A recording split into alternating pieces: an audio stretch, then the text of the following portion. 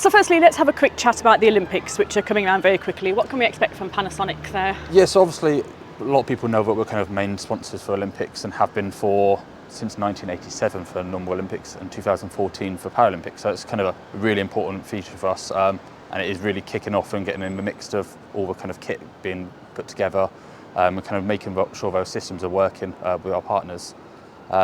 So looking more at actually what we're going to be providing, we're going to have professional broadcast cameras, we're going to have projection, as you see on a lot of like Buckingham Palace and all of our different events. We're going to have large format displays and also our video processing platform, Kairos. Brilliant. Panasonic has been the integrated PTZ market leader for some time now. What's new at the moment, and have you noticed any interesting developments? Yes, thank you very much. So over the last 15 years, we've kind of created the kind of PTZ market and kind of worked inside that. So it is our anniversary just earlier this year in March, I believe. So we're very happy about that. Looking at kind of how many models we've created, we've actually sold nearly 300,000 PTZs to the market through all of our from lower end all the way up to high end. So it's a huge achievement for us. But looking more at kind of the importance of the new features and the new cameras that were brought out, we have our UR100, what's an outdoor camera, and a UE160, that's our flagship model. It pretty much has the full range of features from our low end all to the high end with a few actual industry firsts. So it takes ST2110 directly into the camera and also has true slow-mo shooting 100 frames per second. Was quite a different thing, especially for that kind of broadcast or the tier 2 and tier 3 sports producers, where they need slow motion but don't really have the budget for the high-end cameras. Looking more really into the detail of UE160, it has a 1-inch sensor, shoots at full 4K, and has, as I said, a lot of different features that are kind of industry first, so the ST2110 and the slow motion, but also takes a full range of different inputs, so does SDI, does NDI, SRT and fibre, so there's a lot of different variations that the UE160 brings. And we see this in the industry a lot in kind of a high end, especially in front of LED walls, because it has an optical low pass filter, what kind of filters out the anti-Mora effect that a lot of people are trying to find nowadays, especially with more LED walls being present in presentations and broadcast. Now talking about kind of a UR100, so that's our outdoor camera, only got released about 2 or 3 months ago, so it's quite new to the industry, but has been kind of rigorously tested, obviously in Japan, and in use cases even on the Stade de France for the Rugby World Cup.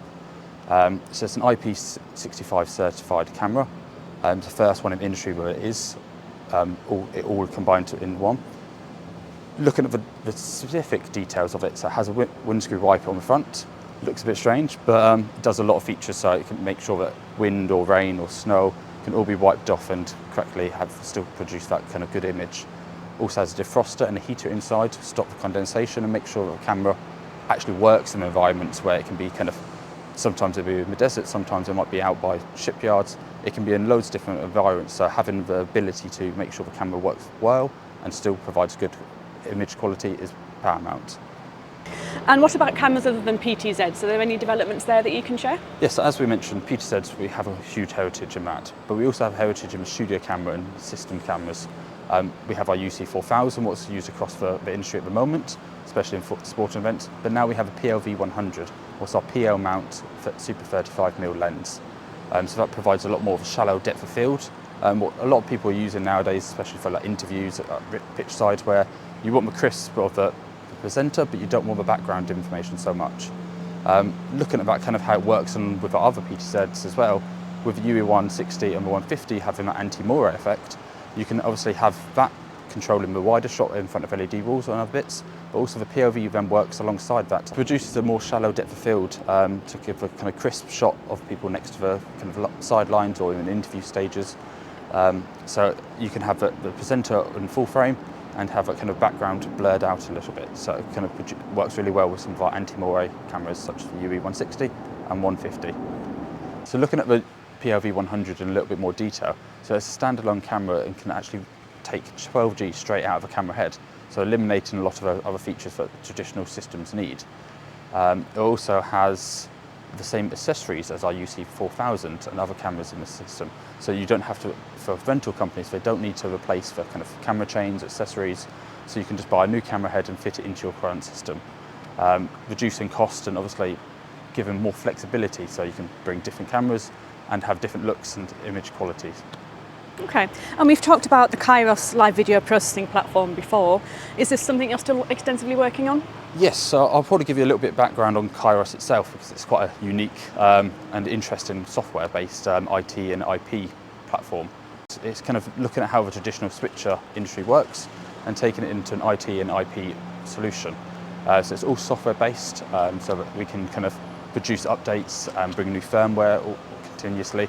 So it's something that we look at continuously. It's been worked on since it got released at ISE 2019 actually. So we're a few years in now and we're getting a lot more feedback from our customers and just taking them on board and kind of implementing different feature sets as we go. So looking more about our kind of new developments in Kairos, we've actually just released 2 new cores for KC200 and KC2000.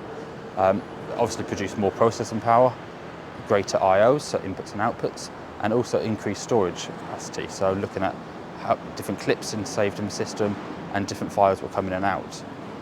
On top of that, we've actually looked a lot more about the noise of the unit and taken feedback from customer bases to bring that kind of noise down to a more reasonable level. Not saying the old unit was loud, but it was just a little bit more of an improvement.